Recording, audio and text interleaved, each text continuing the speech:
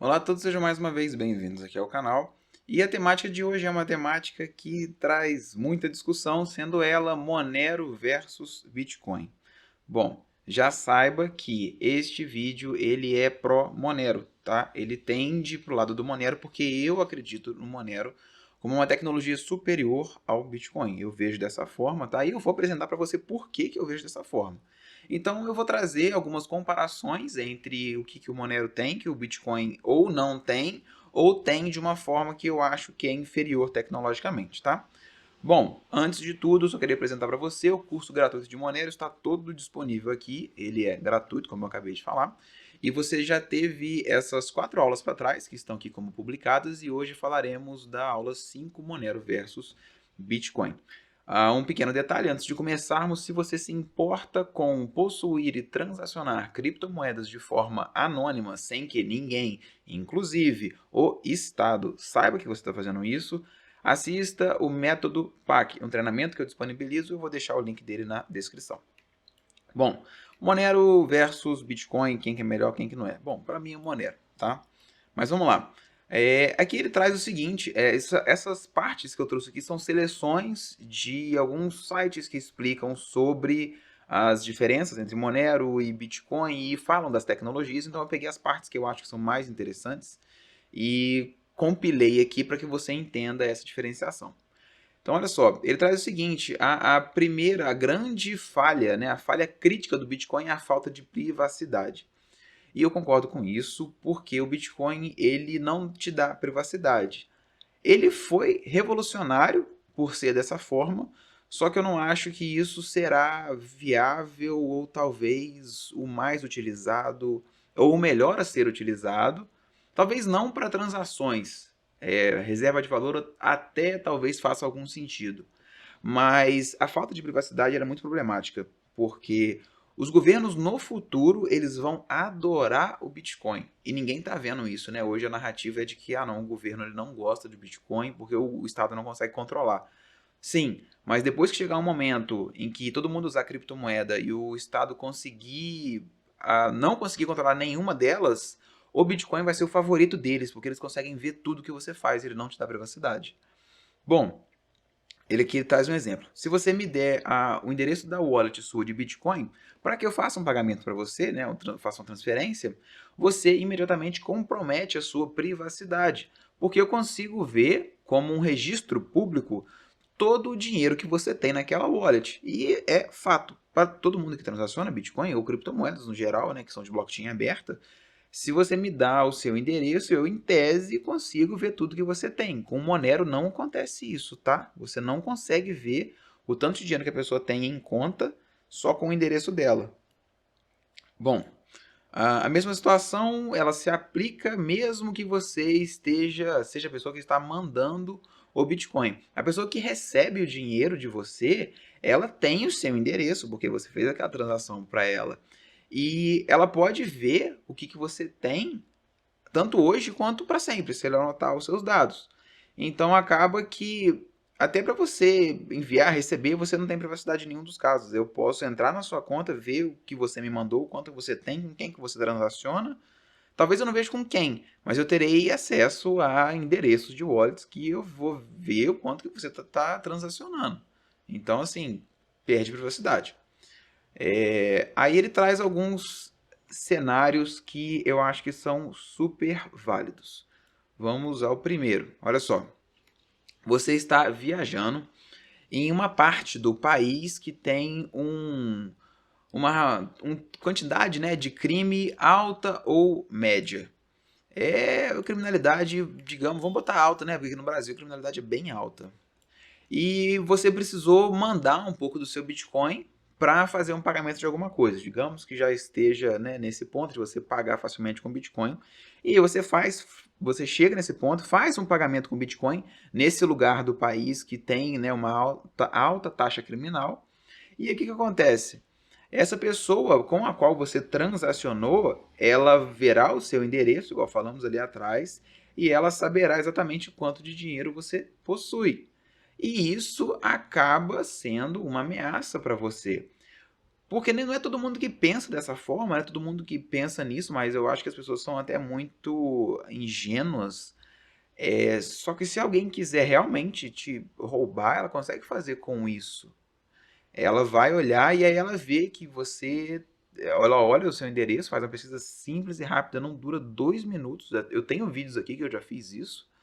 E consegue ver, ah não, pô, esse cara tá com, sei lá, 300 mil reais na carteira dele de Bitcoin. É muito simples de te assaltar, pegar seu celular, fazer um face scan seu, botar seu dedo ali, transferir tudo de Bitcoin para outra conta. Ninguém está pensando nisso, entendeu? Existem formas de mitigar isso usando Bitcoin? Claro, se você tiver diferentes wallets, né? Já facilita um pouco. Mas ainda assim você não tem tanta privacidade. É o que o Monero te dá, tá? Olha só, digamos que você seja um business, uma empresa que recebe pagamentos de um fornecedor.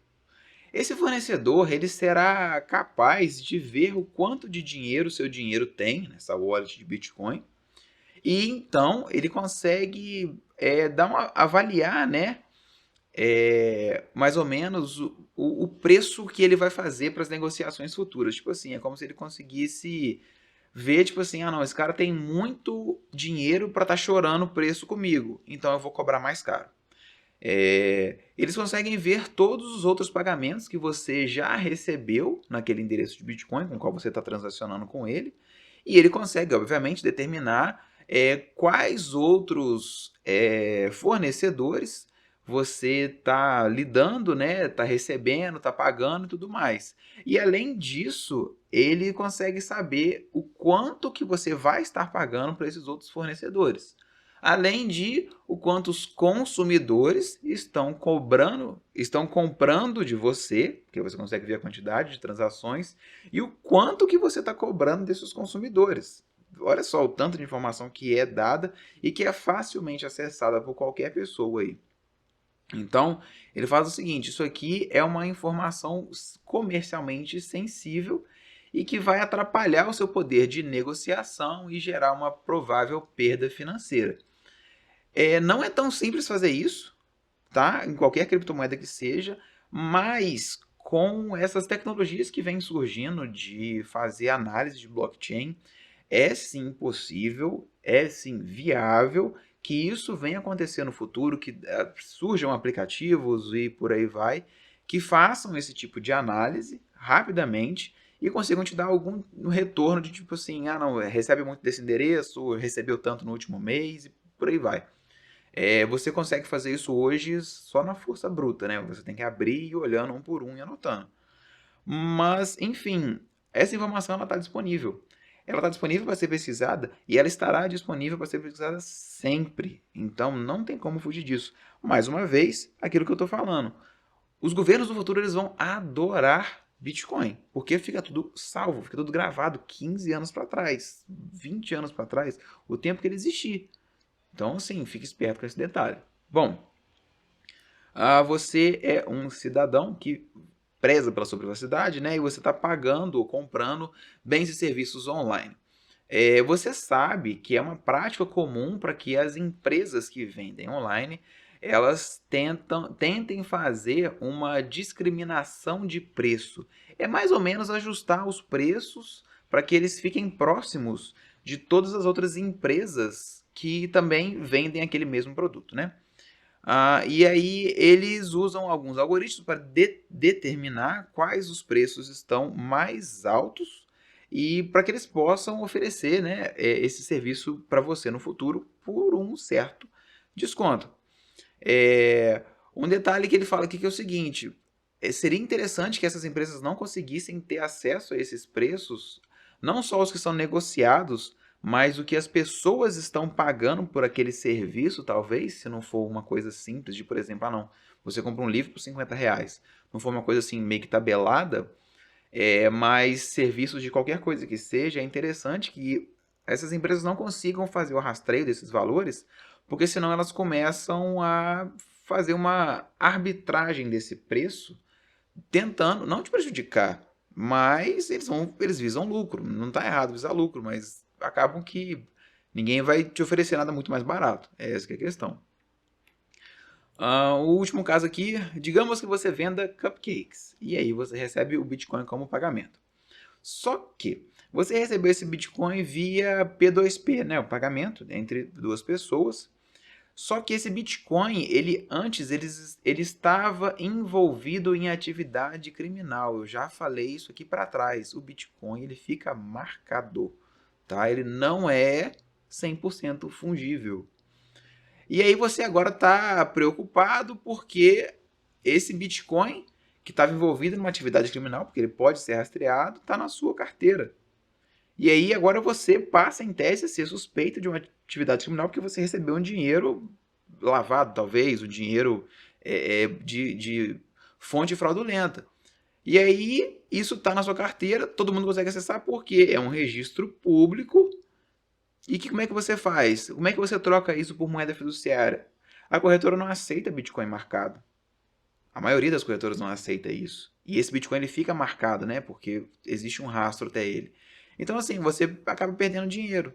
Você tem uma moeda que você não consegue trocar por, talvez, moeda física, moeda fiduciária se você precisasse, né? Então, assim, apenas o Monero que eu conheça é 100% fungível. Um Monero igual a um Monero, porque um Bitcoin não é igual a um Bitcoin, tá? Já entenda isso, já falamos isso aqui atrás. Bom, deixe o seu like e se inscreva no canal, é muito importante que você faça isso, tá? E deixa um comentário aí também se você concorda ou não com as ideias que estão sendo apresentadas. Olha só, o Monero ele resolve esse problema de privacidade porque ele aplica automaticamente técnicas de privacidade para toda transação que é feita. Essas técnicas de privacidade a gente já falou no último vídeo para trás. Essas técnicas de privacidade elas são todas as falhas aonde o Bitcoin não te dá privacidade. E assim, é sensacional por causa disso. Ele resolve o problema de privacidade do Bitcoin. Bom, você pode até ser. Você deve ter confiança de que não existe um Monero que é tainted. Eu falei já de tainted bitcoins e tainted Monero seria um Monero marcado. O Bitcoin pode ficar marcado, igual falamos no último exemplo, quando você vende cupcakes. E não existe isso no Monero. O Monero nunca será marcado a ponto de você não conseguir trocar ele por isso ou aquilo. Ele é 100% fungível. Um Monero é sempre igual a um Monero, diferente do Bitcoin. Dá uma olhada aqui. Bom, esse conceito é chamado de fungibilidade, já estamos falando sobre isso, e é historicamente considerado uma característica importante para qualquer moeda ter, possuir. Então, assim, saiba que o Bitcoin não é. Existe algum problema, até trouxe aqui, agora eu lembrei de falar disso. Esse problema tentou ser resolvido, ou pelo menos mitigado, eu diria, com o uso disso aqui, mixers. É o nome disso mesmo, mixer, igual o negócio que você usa na cozinha. O mixer, existe um mixer de Bitcoin. O mixer de Bitcoin geralmente é uma atividade ilícita, não ilícita, mas governos tentam toda vez acabar com esse tipo de serviço que é ofertado. Por quê? O mixer de Bitcoin, ele faz exatamente essa ofuscação de onde veio esse Bitcoin. Então você manda um tanto de Bitcoin e você e outras pessoas mandam um tanto de Bitcoin para um mixer, um liquidificador, e aí depois esse Bitcoin é transferido para as pessoas que seriam os destinatários dela. A intenção disso aqui é apenas ofuscar ou dificultar quem mandou, o quanto mandou e para onde que foi. Então, assim, é algum nível, sim, de privacidade, mas não muito.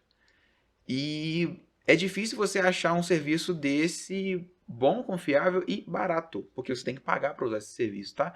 Diferente do Monero, que já tem isso já colocado na moeda dele de forma automática. É aquele privacy by default que a gente fala.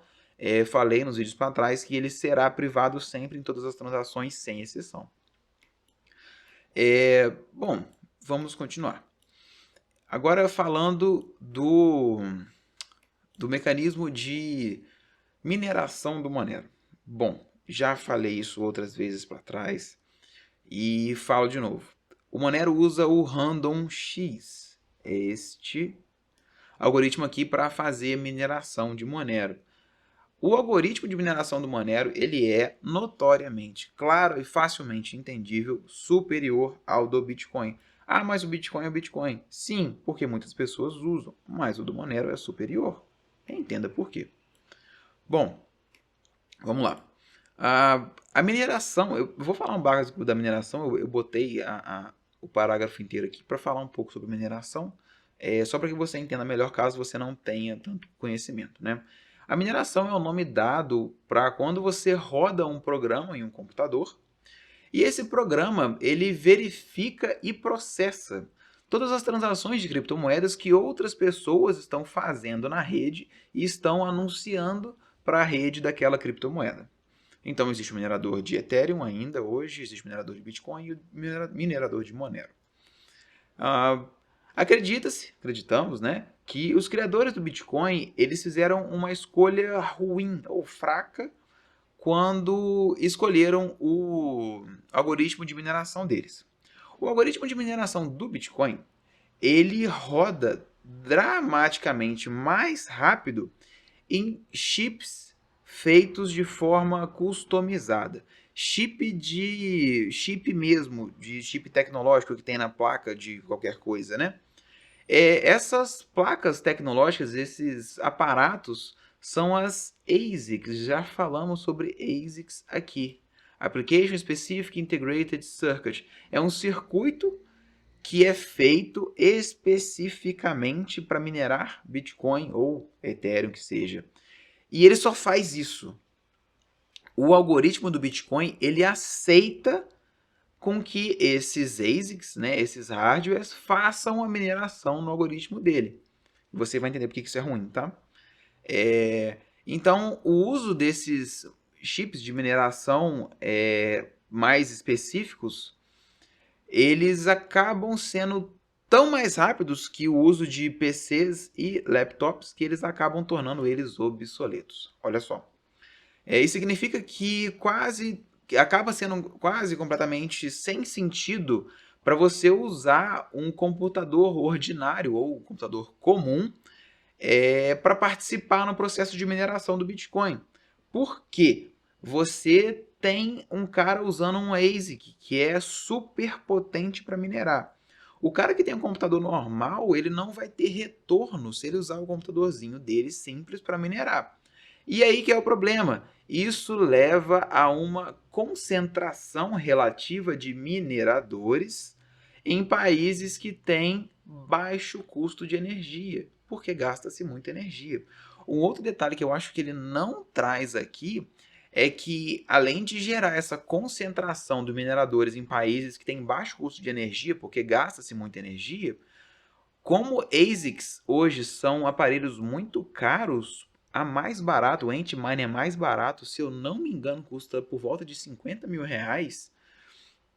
Esses aparelhos só são acessíveis a pessoas que possuem muito capital.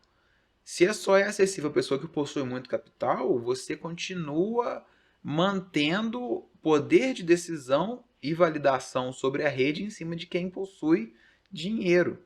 Então você não descentraliza tanto assim. Sim, o Bitcoin é mais descentralizado que o Monero hoje. Mas em termos de futuro, quem é mais propenso a ser mais descentralizado, quem tem mais, eu diria, força ou poder para ser realmente descentralizado é o Monero. E não o Bitcoin por conta disso aqui especificamente, tá? O Monero, o algoritmo de mineração do Monero foi especificamente criado para que ASICs, esses chips de mineração que são feitos especificamente para isso, não consigam minerar usando o algoritmo do Monero. Então ele é ASIC resistant, ou seja, resistente a ASIC mining. Então, quando você é resistente a ASIC mining, você consegue ajudar na descentralização da mineração, porque qualquer pessoa, com qualquer computador, de qualquer lugar do mundo, não precisa ser um lugar de energia barata, consegue fazer a mineração e, portanto, ser mais descentralizado. Bom, isso significa que pessoas ao redor do mundo conseguem deixar softwares de mineração ligados no seu computador de casa ou do trabalho. Simples assim. E as pessoas que fazem assim vão ganhar Monero em troca, né, da mineração, por estarem ajudando e verificando a rede com as transações que eles fazem.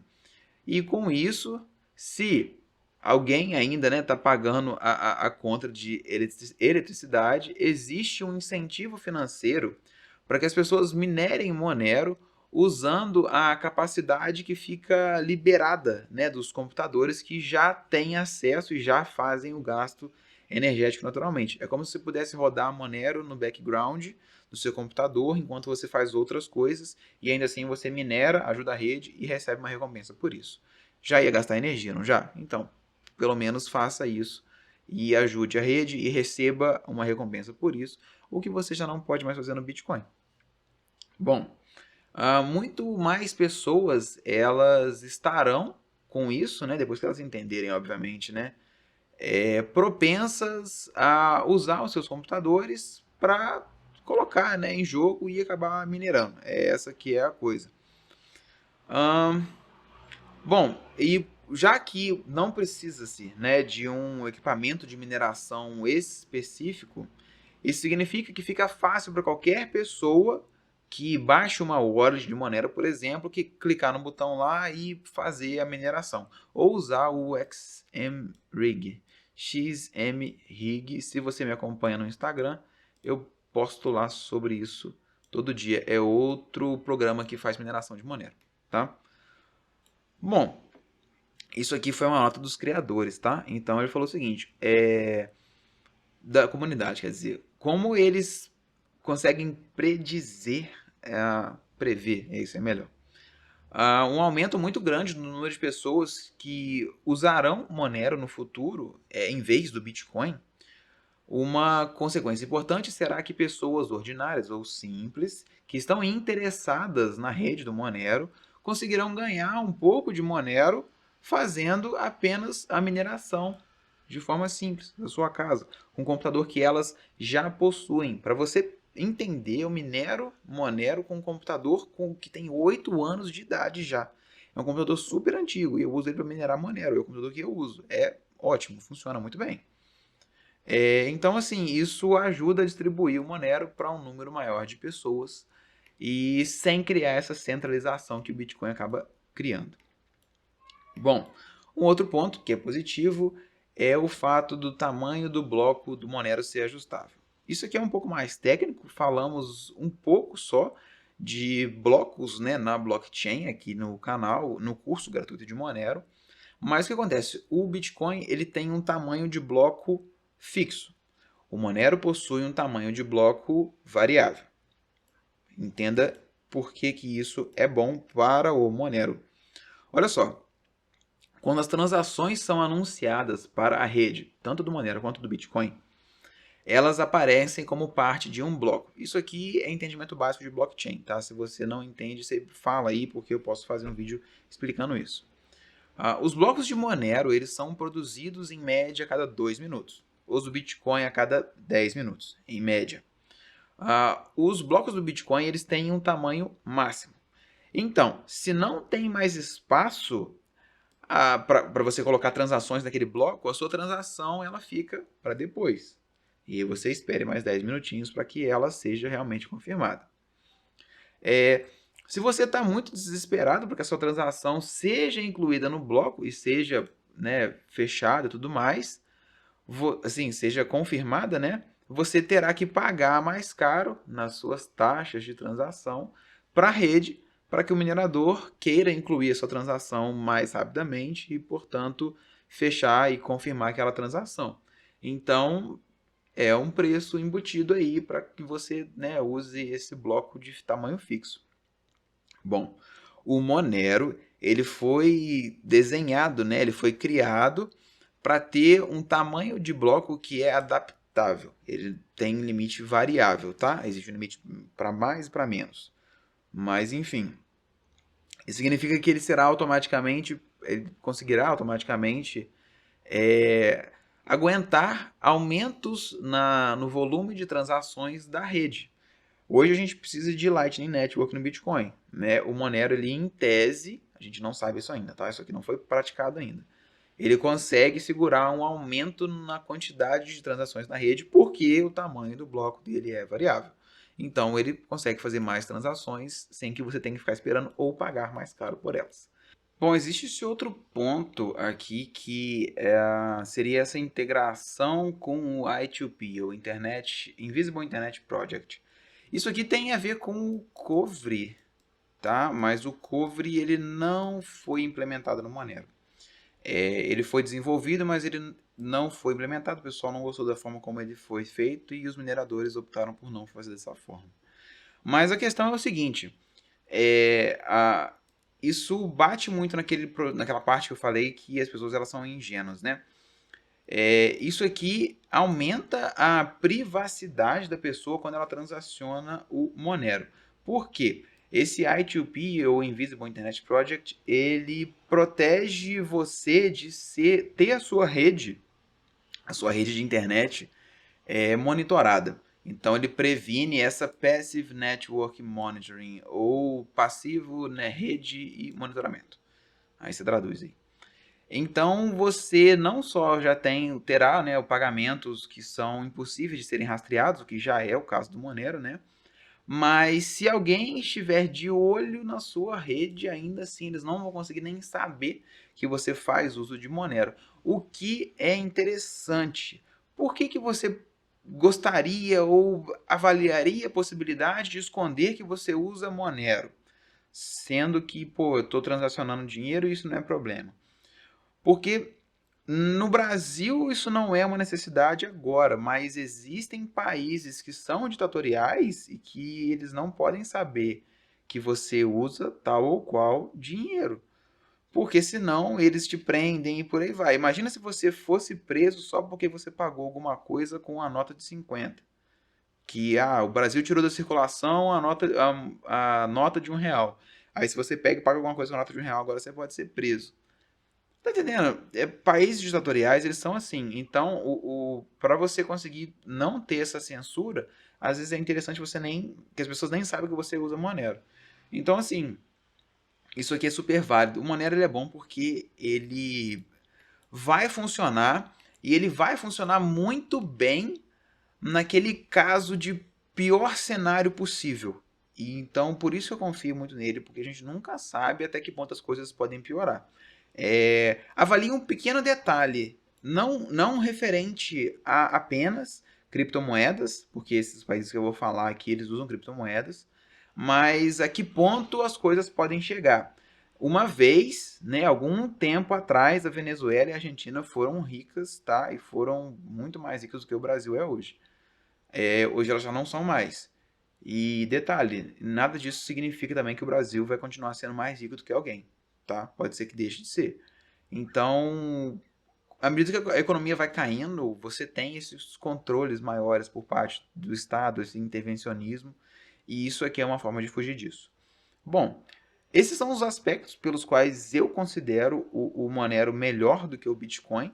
O Bitcoin ele não tem tanta proposta de resolver isso aqui, eu não vejo nenhuma. Algumas pessoas falam do uso de Lightning Network para aumentar a privacidade, mas Lightning Network é Layer 2, é transação off-chain, não sei. No caso do Monero, todas as transações são on-chain. Então, assim, eu só vejo motivos melhores e favoráveis para o Monero e não para o Bitcoin. Apesar de encorajar que você tenha ainda assim mais Bitcoin do que Monero, porque o mercado funciona dessa forma, tá? Mas isso é outra discussão. Por favor, não deixe de comentar o que você achou e o que você discorda disso. É muito importante para a gente poder realmente gerar uma discussão e agregar valor ao que foi falado aqui. No mais, eu agradeço você e até o próximo vídeo.